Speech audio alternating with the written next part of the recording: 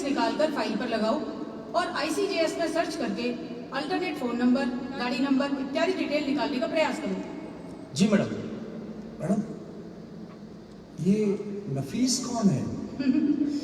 नफीस नहीं, NAFIS, national automated fingerprint identification system. ये NCRB की परियोजना है, जिसके तहत सभी जिलों, राज्यों और एनफोर्समेंट एजेंसीज को आपराधिक फिंगरप्रिंट का राष्ट्रीय संग्रह स्थापित कर एक महत्वपूर्ण उपकरण उपलब्ध कराया गया है। फिंगरप्रिंट पहचान प्रणाली इंटीग्रेटेड, जिसमें 1 करोड़ से ज्यादा अपराधियों का फिंगरप्रिंट डेटाबेस शामिल है। और यही नहीं, CRPI एक्ट 2022 के तहत गिरफ्तार होने वाले प्रत्येक व्यक्ति का बायोमेट्रिक रिकॉर्ड भी उपलब्ध है। मैडम, ICJS से इनके alternate mobile number, bank detail, vehicle detail भी मिल गए। Good job Vinod. Mobile number को ट्रैक करके लोकेशन प्राप्त करने की कोशिश करो। जी मैडम। जय हिंद मैम। मैम, अभय कमांड सेंटर के फेस रिकॉग्निशन कैमरा पर एक आरोपी आशिफ आज मेरी गेट के पास की दुकान से कुछ खरीदता हुआ दिखाई दे रहा है। वेरी गुड संगीता, ये तो बहुत बड़ी लीड है। वहाँ जाकर CCTV रिकॉर्ड डिटेल भी प्राप्त करो और दुकान मालिक के बयान भी रिकॉर्ड करो। जी मैम। मैडम, एक आरोपी की लोकेशन सीकर के आसपास आ रही है, दूसरे की लोकेशन बस्सी की है, बाकी सारे फोन स्विच ऑफ हैं। भवानी, तुम सीकर की टीम को लीड करो और विनोद, तुम जांच टीम लेकर बस्सी के लिए रवाना हो। ध्यान रहे, आरोपियों को होशियारी से रवाना करें और मैं क्राइमेट के जरिए वांछित अपराधियों के संबंध में अलर्ट जारी करवाती हूँ। जी मैडम।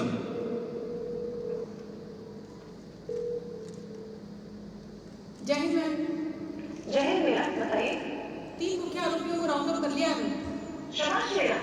Thank you madam. ये तो नए कानूनों के क्रांतिकारी बदलावों और मेरी जुझारू टीम के प्रयासों का नतीजा है। गुड, ये बताओ। जय हिंद। जय हिंद। अरे ज्ञानी सुनो, जी हुकुम। गिरफ्तार आरोपियों के परिजनों को नए प्रावधानों के अनुसार गिरफ्तारी की सूचना दे दी है ना। गिरफ्तार व्यक्तियों का नाम थाने रिपोर्ट पर चस्पा करना और पुलिस पोर्टल पर अपलोड करना जरूरी है। और हाँ, उन्हें फ्री लीगल एड की जानकारी भी दे देना। अरे हुकुम, ये सब तो आपके बताए अनुसार हमने पहले ही कर दिया है। आपकी मंशा के मुताबिक इन हार्डकोर अपराधियों की कोर्ट में पेशी के लिए हथकड़ी लगाने की परमिशन के लिए प्रार्थना पत्र भी न्यायालय भिजवा दिया है। अरे ज्ञान जी, अब इसकी कोई जरूरत नहीं है। क्यों हुकुम, हथकड़ी नहीं लगाएंगे? अरे नहीं, हथकड़ी तो लगाएंगे, परंतु भारतीय नागरिक सुरक्षा संहिता की धारा 43 के तहत संगीन और आदतन अपराधियों के मामलों में हथकड़ी की स्वीकृति न्यायालय से लेने की कोई आवश्यकता नहीं है। अरे वाह मैडम, ये तो बहुत ही कमाल और दमदार प्रावधान है, जो कि मजबूत पुलिसिंग के लिए बहुत जरूरी था। हाँ ज्ञान जी, ये सशक्त कानून की नींव स्थापित करने वाला प्रावधान है। मैडम, वो तीसरा आरोपी राहुल, उससे कुछ इन्वेस्टिगेशन फॉर्मेलिटीज तो रही गई और न्यायालय ने उसको जुडिशियल कस्टडी में भेज दिया। अब क्या करें मैडम? तुम्हें नहीं पता, नए आपराधिक कानूनों के तहत अपराधी की दोबारा पुलिस कस्टडी हासिल की जा सकती है। अब इस केस में पहले 7 दिन तक अपराधी की कस्टडी हम अलग अलग समय में ले सकते हैं। और हाँ विनोद, इन चारों अपराधियों की संपत्ति सूची तैयार हो गई। ध्यान है ना, 107 भारतीय नागरिक सुरक्षा संहिता अब हमें अपराध से अर्जित संपत्ति को जब्त करने का पावर भी देती है। अरे वाह मैडम, इससे तो अनुसंधान में बहुत सहूलियत हो जाएगी और संपत्तियां जब्त होने से आर्थिक तौर पर अपराधियों की कमर टूट जाएगी।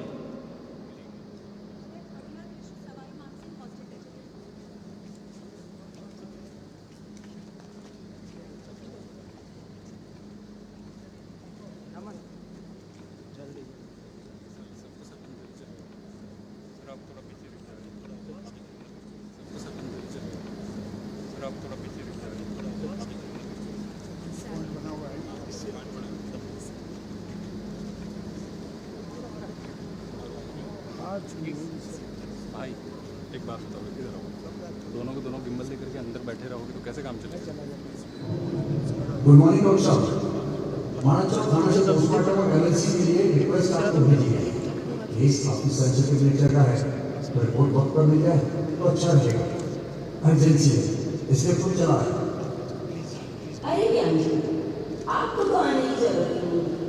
आपकी रिक्वेस्ट CCTNS से मेड डिपार्ट पर आ चुकी है।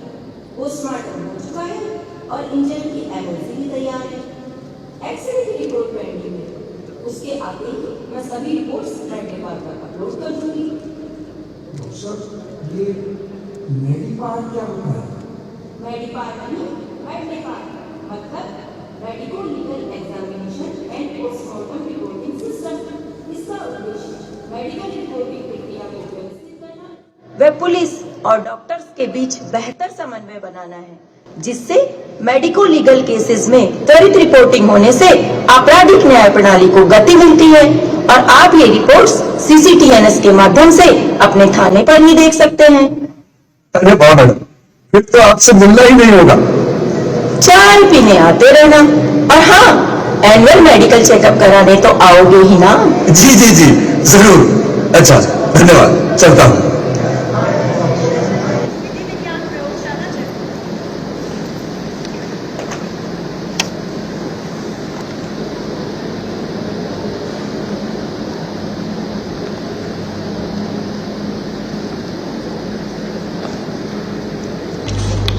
मैडम, FIR नंबर 136/25 थाना मानक चौक से माल जमा कराने आया हूँ।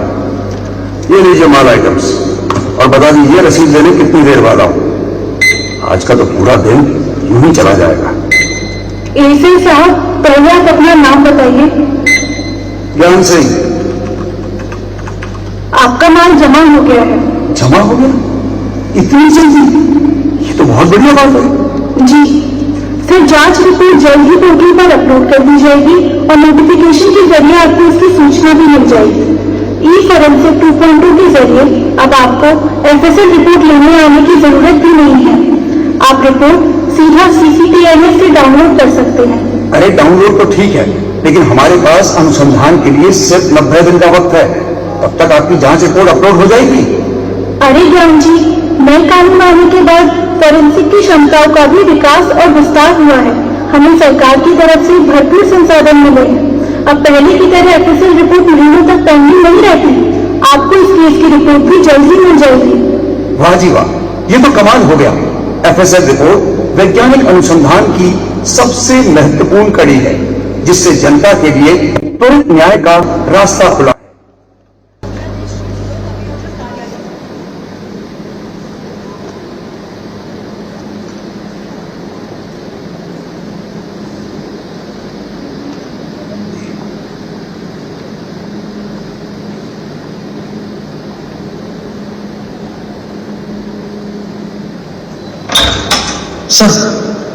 सर मानक चौक थाना सू ASI ज्ञान सिंह मिलवा आयोजन। अंदर बुलाइए उन्हें। नमस्ते सर। सर FIR नंबर 136/25 में ब्रीफ बनवा देते। अरे ज्ञान सिंह जी, आपने यहाँ आकर बेकार ही अपना समय खराब किया। आपकी SHO मीरा जी ने केस की सारी पत्रावली ऑनलाइन माध्यम से भेजकर ब्रीफ बनवाने के लिए पहले ही आवेदन भेज दिया है, जिस पर चार्जशीट चेक कर मैं अपना ओपिनियन ई-प्रोसिक्यूशन के माध्यम से जल्दी अपलोड कर दूंगा। फिर आप उसको थाने पर ही चेक कर सकते हैं। अरे वाह सर, ये तो बहुत ही बढ़िया और सरल हो गया है। अब तो काफी समय बचेगा। चलिए, धन्यवाद सर।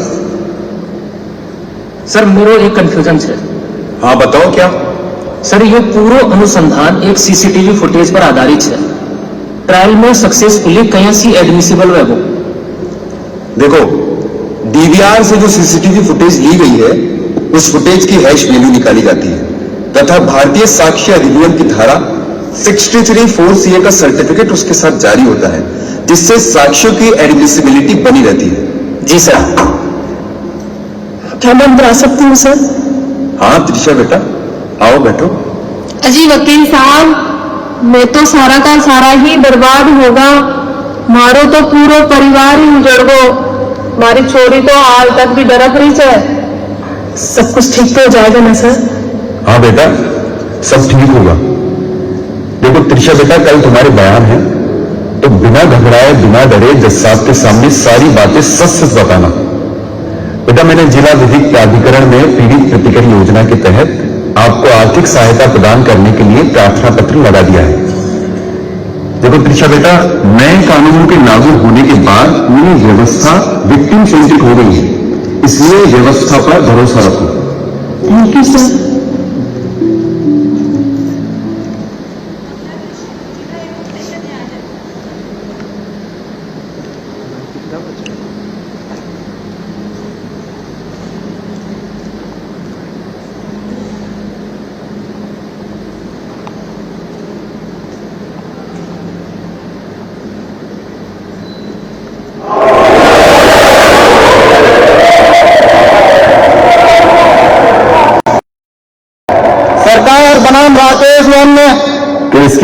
बताइए। यस सर, डकैती और हत्या का मामला है जिसमें 3 आरोपी गिरफ्तार हो चुके हैं। एक आरोपी न्यायालय द्वारा टॉप क्लेम्ड ऑफेंडर घोषित किया जा चुका है।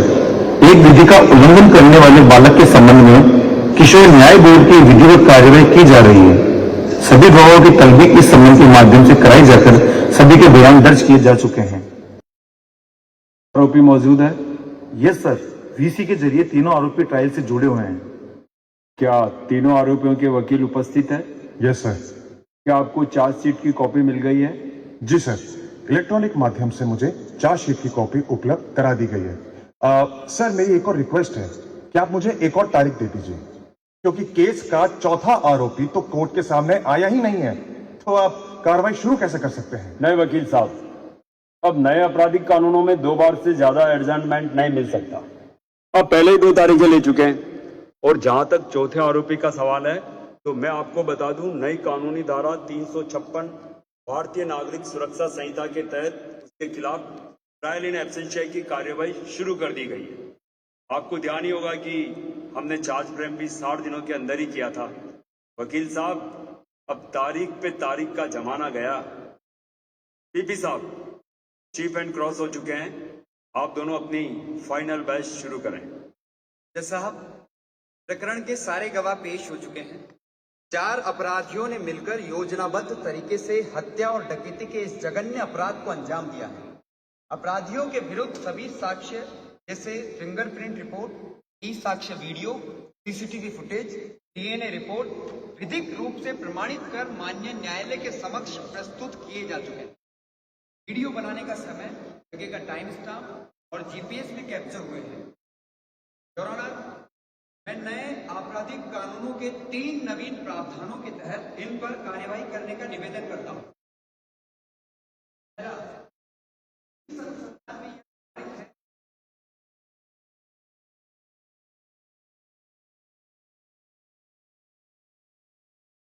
धारा 111 के तहत इन पर कार्यवाही किए जाने का निवेदन करता हूं। दूसरा, इस गिरोह ने अपराध करने के लिए एक बालक को भी नियुक्त किया है, इसलिए भारतीय न्याय संहिता की धारा 95 के तहत भी इन पर कार्यवाही की जाए। तीसरा, इस घटना में एक व्यक्ति की मृत्यु के साथ एक महिला सरिता देवी वेजिटेटिव स्टेट में है, इसलिए भारतीय न्याय संहिता की धारा 117(3) के तहत भी इन पर कार्यवाही की जाए और इन्हें कड़ी से कड़ी सजा दी जाए। जज साहब, ये पूरा परिवार इस अपराध से तबाह हो गया है, इसीलिए मेरा माननीय न्यायालय से निवेदन है कि इन कुख्यात अपराधियों को विभिन्न धाराओं में मिलने वाली सजा को नए कानूनों के प्रावधानों के तहत समवर्ती ना करके क्रमवर्ती यानी कि कॉन्जिक्यूटिव किया जाए, ताकि अन्य अपराधियों के लिए ये एक नजीर बने। सर, मेरे क्लाइंट को पुलिस द्वारा झूठा फंसाया गया है। केस में एक भी स्वतंत्र गवाह नहीं है, सारे गवाह तो पुलिस वाले ही हैं। पीपी साहब, आप कुछ कहना चाहेंगे इस बारे में? साहब, मेरे काबिल दोस्त शायद नए आपराधिक कानून पढ़कर नहीं आए हैं। सारे सबूत साइंटिफिक है, वह एक्सपर्ट एविडेंस से सपोर्टेड है, इसीलिए इनकी सभी दलीलें बेबुनियाद हैं। इस केस में सारे सबूतों व गवाहों को एग्जामिन कर लिया गया है और साइंटिफिक एविडेंस, एफएसएल रिपोर्ट्स और ई साक्ष्य वीडियोग्राफी से आरोपी राहुल, राकेश, आसिफ के विरुद्ध धारा 103(1), 111, 117(3), 95, 310, 109 भारतीय न्याय संहिता तथा 4/25 आर्म्स एक्ट के अंतर्गत अपराध में दोष सिद्ध पाए जाने पर उम्र कैद की सजा सुनाई जाती है। उद्घोषित अपराधी विजय पूरी प्रक्रिया में उपस्थित नहीं हुआ। नए प्रावधानों के अनुसार आरोपी विजय को भारतीय नागरिक सुरक्षा संहिता की धारा 356 के तहत ट्रायल इन एब्सेंशिया में दोषी करार देते हुए उम्र कैद की सजा सुनाई जाती है। दंड आदेश की कॉपी तुरंत अपलोड की जाए। धारा 107 के अंतर्गत एसएचओ माणक चौक की ओर से अभियुक्त राकेश की संपत्ति की कुर्की के प्रार्थना पत्र को निस्तारित करते हुए कुर्की आदेश जारी किए जाते हैं। आगे अपील करेंगे।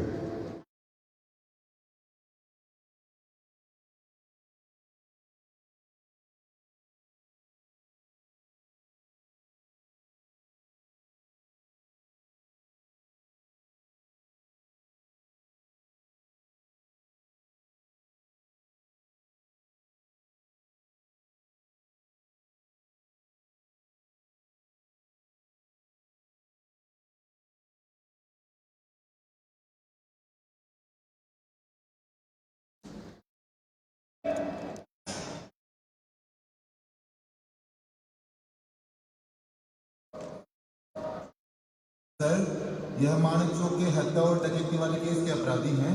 यह कल ही जेल में दाखिल हुए हैं। ये हार्डकोर अपराधी इन्हें स्पेशल सेल में शिफ्ट करें। और हाँ जलक सर, बीएनएसएस की धारा 479 के तहत इन फर्स्ट टाइम ऑफेंडर्स की 1/3 सजा पूरी होने वाली हो या हो चुकी हो, उनकी जमानत याचिका जेल के माध्यम से न्यायालय में पेश होना जरूरी है। नए कानूनों की अपराधियों के प्रति जो सुधारात्मक और मुख्य धारा से जुड़ने की मंशा है, इन सब की पालना अति आवश्यक है। सर, अब तो हमारे सिस्टम पर अपने आप ही इसका अलर्ट आ जाता है। जैन सर, ये आपसे कुछ कहना चाहता है। साहब, मुझे हत्या के केस में मृत्यु दंड मिला है। मेरी मदद कीजिए साहब, मैं एक गरीब आदमी हूँ। अरे जिला साहब, सजा के 30 दिन के अंदर इसकी मर्सी पिटीशन पेश करनी पड़ेगी। इसमें इसकी मदद करें। जी सर। क्या ऑनलाइन वीडियो कॉन्फ्रेंसिंग पोर्टल सुचारू रूप से काम कर रहा है? यस सर, यह तो कमाल का प्रावधान है। ना आरोपी के भाग जाने का डर, ना उसकी सुरक्षा के लिए ज्यादा पुलिस बल की जरूरत। सरकार का पैसा, समय और संसाधनों की बचत का अभूतपूर्व प्रावधान है ये।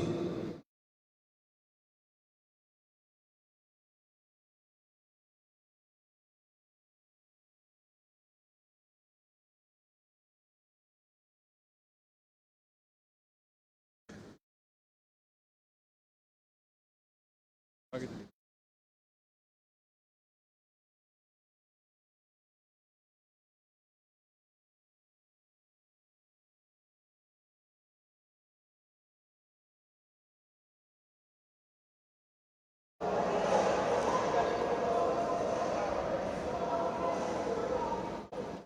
क्या सभी पिटिशनर्स ने ऋषि से ज्वाइन कर लिया है? यस सर, ये अपील सेशन कोर्ट के आदेश के 60 दिन के भीतर प्रस्तुत की गई है, अतः अपील सुनी जा सकती है। सर, मेरे क्लाइंट को पुलिस द्वारा झूठा फंसाया गया है। सारे इलेक्ट्रॉनिक एविडेंसेस पुलिस द्वारा फोर्ज किए गए हैं। सर, वो तो मौके पर था ही नहीं। पुलिस ने सारा अनुसंधान थाने पर बैठकर किया है और मात्र 30 दिन में केस का अनुसंधान जल्दबाजी में कर माननीय न्यायालय को भी गुमराह किया है। जी साहब। जी श्रीमान, न्यायालय के समक्ष प्रस्तुत किए गए साक्ष्यों की चेन ऑफ कस्टडी मेंटेन की गई है और न्यायालय में पेश टेक्निकल और फॉरेंसिक एविडेंस की सहायता से यह सिद्ध हो चुका है कि आरोपियों ने एक गंभीर अपराध कारित किया है। अतः मेरा माननीय न्यायालय से निवेदन है कि सेशन कोर्ट द्वारा दी गई सजा को यथावत रखा जाए। सर, पुलिस और प्रोसिक्यूशन अपनी नाकाबिलियत को छुपाने के लिए नए कानूनों का सहारा ले रहा है। इन्होंने चालान पेश करने में बहुत जल्दबाजी की है, जिससे मेरे क्लाइंट के साथ में नाइंसाफी हुई है। बात जल्दबाजी की नहीं है श्रीमान। मैं अपने काबिल दोस्त को बताना चाहूंगा कि नए कानूनों के आने के बाद आपराधिक न्याय प्रणाली के प्रत्येक स्तंभ के लिए समय सीमा इस भावना से निर्धारित की गई है कि हर केस में 3 वर्ष की अवधि में ट्रायल विद अपील होकर पूर्ण न्याय मिले। That's all your honour. मैंने पूरे केस को अच्छी तरह से देख लिया है। सभी साक्ष्यों के विश्लेषण से पूर्णतः साबित होता है कि साक्ष्यों की सटीकता मेंटेन रही है। Technical, scientific evidence, expert witness के बयानों के आधार पर मौके पर मिले सबूतों पर शक करने की कोई गुंजाइश नहीं है। आरोप पूर्णतः प्रमाणित है। सेशन न्यायालय का दिया गया दंड आदेश उचित प्रतीत होता है, याचिका खारिज की जाती है। Thank you your honour.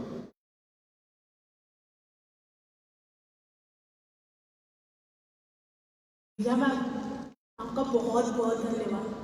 आपने इतने कठिन समय में हमारा साथ दिया। इसलिए मुझे तो बस यही लगता था कि ये पुलिस, कोर्ट कचहरी सिर्फ चक्कर ही कटवाते हैं, लेकिन आपने हमें त्वरित न्याय दिलवाया है। थैंक यू त्रिशा, लेकिन ये हमारी ड्यूटी थी। नए कानूनों ने पूरे क्रिमिनल जस्टिस सिस्टम को ही सशक्त किया है। इसी कारण ये सब संभव हो पाया। तुम अपनी माँ का ध्यान रखना और पढ़ाई में मन लगाना। जी मैम, मैं पूरा ध्यान रखूंगी। और अब तो मैंने तय भी कर लिया है कि मैं बड़ी होकर आप जैसी पुलिस ऑफिसर बनूंगी और पीड़ितों को न्याय दिलाऊंगी। Thank you Meera ma'am. वाकई मैडम, इस केस में उस बच्ची को न्याय दिलाकर आत्मसंतुष्टि का अनुभव हुआ है। और अब तो मैंने भी तय कर लिया है कि मैं भी आईगॉन कर्मयोगी से नए कानूनों का प्रशिक्षण लेकर नए कानूनों के प्रावधानों में एक्सपर्ट हो जाऊंगा। बहुत अच्छा ज्ञान जी। इस केस से साबित हो गया है कि नए कानूनों का नया दौर, दंड से न्याय की ओर। नए कानूनों का नया दौर, दंड से न्याय की ओर।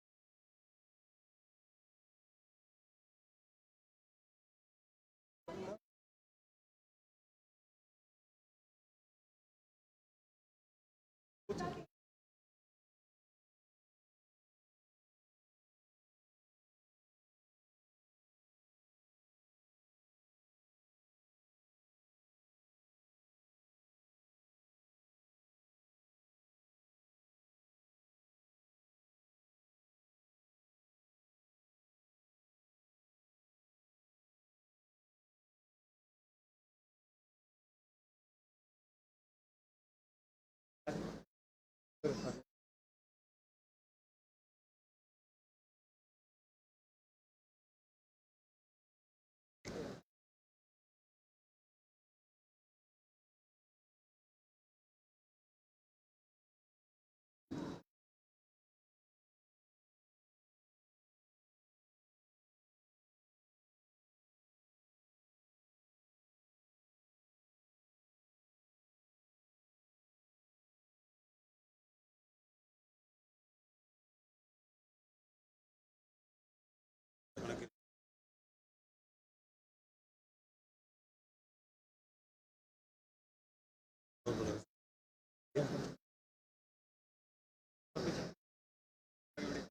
फोटो हो गई क्या मुझसे हैं?